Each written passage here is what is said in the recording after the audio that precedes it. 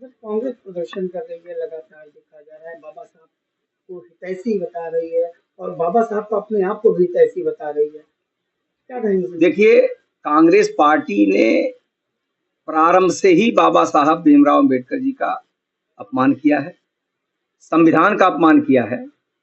बाबा साहब भीमराव अंबेडकर जी, नेहरू जी की सरकार से उनको मजबूरन इस्तीफा देना पड़ा। जब जब वो चुनाव लड़े, कांग्रेस पार्टी और कांग्रेस के नेताओं ने, खासकर गांधी परिवार ने, उनको चुनाव हराने के लिए पूरी ताकत लगाई, उनको चुनाव नहीं जीतने दिया।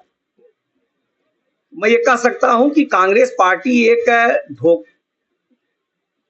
दिखावा कर रही है और कहीं न कहीं कांग्रेस पार्टी को लगता है कि आज दलित समाज, बाबा साहब भीमराव अंबेडकर के सभी अनुयायी, संविधान को मानने वाले लोग, सब लोग ये समझ गए हैं कि कांग्रेस पार्टी ने इस देश में बाबा साहब भीमराव अंबेडकर के विचारों को आगे नहीं बढ़ने दिया, बाबा साहब भीमराव अंबेडकर का लगातार अपमान किया और संविधान की धज्जियां उड़ाई।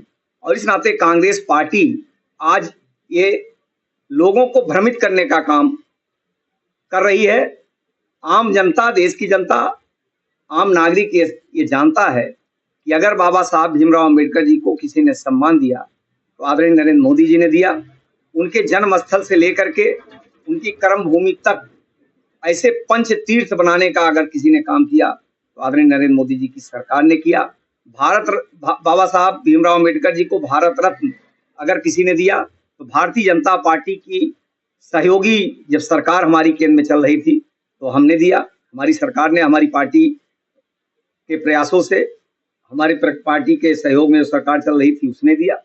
बाबा साहब के नाम से कई ऐसे स्मारक बनाने का काम हमारी सरकार ने किया और बाबा साहब भीमराव अंबेडकर जी के दिखाए हुए रास्ते पर चल करके देश के गांव, गरीब, किसान, मजदूर के विकास के लिए, उनके उत्थान के लिए, उनको आगे बढ़ाने के लिए, उनको बराबरी का दर्जा देने का अगर किसी ने काम किया तो नरेंद्र मोदी जी की सरकार ने किया।